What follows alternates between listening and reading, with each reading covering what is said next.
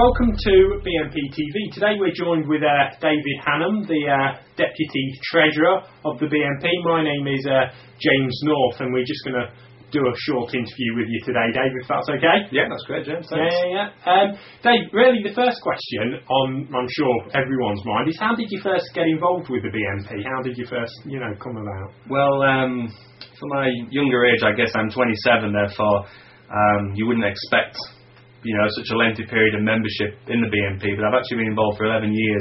I actually joined when I was 16, and it came about purely because I was at college and I saw the social problems around, and I looked towards the mainstream parties but couldn't quite see a solution. And of course, I think as time went on, I saw more left-wing sociological angle to all the lecturers within college, and it doesn't take a mathematician to work it out. I saw that was the problem. Yeah. So that must be about 11 years you've been in the party. 11 years, yeah, 11 years. So obviously you've been in quite a lot of positions in that time that you've been in the party. Can you tell us a few of the ones you've worked in? I've been in a few. I started out like I think everybody does, as an activist. I then became the party's, at the time, I think that was superseded a while ago, as the youngest group organiser in the country. That was for the whole branch.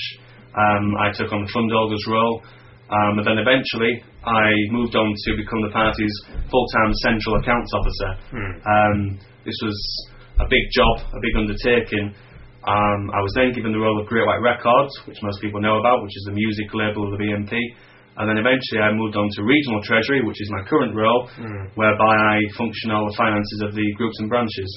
Yeah, so really, in a nutshell, what is your day-to-day, workings in the position that you're in now? It's generally there to oversee the financial control of the party, especially obviously within the regional financial accounting unit.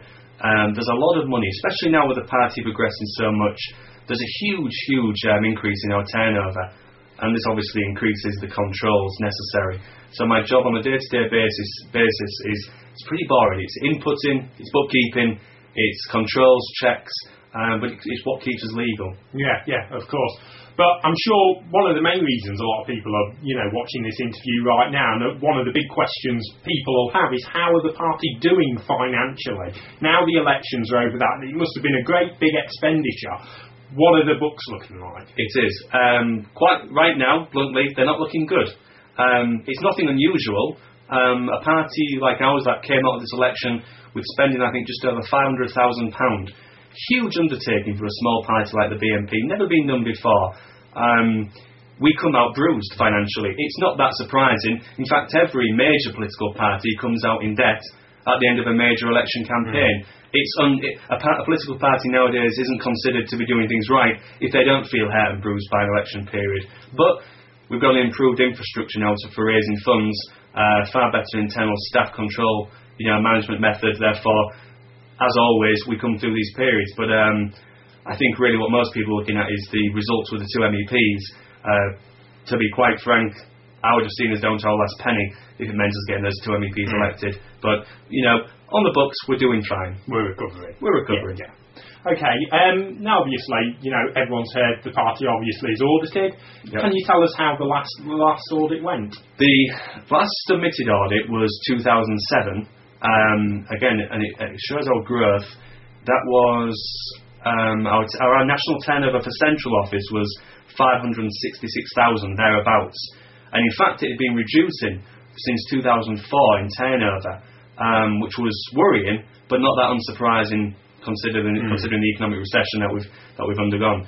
However, at the end of 2008, which is the current audit, which has just come to an end, we have a turnover of 1.1 million in central office. So we've essentially doubled our income in one accounting year, which it's a lot of money.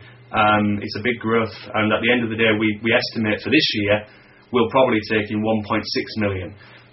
But the audit, as for the actual physical audit that we have to undergo on an annual basis, it's going good. There's still a long way to go, because a small party like ours, unlike the main parties who've got essentially dedicated non-political staff to deal with their finances, our people are always in that role. Because we've got limited resources, we have to have a dual role for everything. We have a politician, yet we have an accounts manager.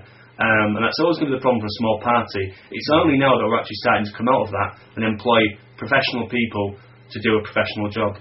Yeah. Now, Dave, I read the internet, I'm sure you read the internet, and we hear, quite regularly, some ridiculous rumours, some smear stories about party finance and expenditure. They're really, I'm sure you've had to answer it on a local group level, several times before. But really, can we tie some of this up now? How regulated is the party's costs, and how accountable is the party for the income it receives?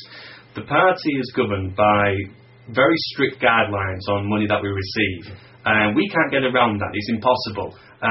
Nor would we want to, because in fact, although the PPRA 2000 Act was set up essentially, in our opinion, to nullify smaller parties because of the limits on who can give and who can't give, it naturally favoured the big parties. However, one positive thing it did do was make sure every party, including the BNP, kept managed its finances and kept them in order. You do hear the rumours that anybody can do anything with money. Nick Griffin is completely unaccountable. It's complete nonsense. Anything constituting major expenditure has to go through a process. It's not the case where we can receive a 30 grand bill and send a cheque off and Bob's your uncle, that's it, that's gone. It's not that easy anymore. It hasn't been for a few years. We have to put these big expenditure before the advisory council, before the audit and the auditor. There's a whole process now to big expenditure, and of course with the permissibility checks on donations we can receive, because of the electoral register, if a donor's on and not on, blah blah. I won't go into that boring issue of that, but it's very regulated. Okay, brilliant. We'll move slightly on, Dave, if you can. Let's talk a little about local groups and branches, what I consider the real backbone of this party. Now, each group, I'm not sure whether viewers are aware, but has its own fund holder. Can you tell the people watching just exactly what a fund holder is and what their role, what's their role? I can. The fund holder's role is actually one that's generally it's kind of glossed over. It's not quite as glamorous as the organiser role, because it's a fund holder. Money's boring, money's tedious, money's an ugly thing to most British people. However, the role of the fund holder is in fact one of the key and most crucial important roles in a local unit. I've seen units with the best organiser in the country, or best organisers in the country, and with a bad fund holder, that group doesn't survive. It's always dependent upon a good financial structure within any local group. If it doesn't have that, it just won't survive. But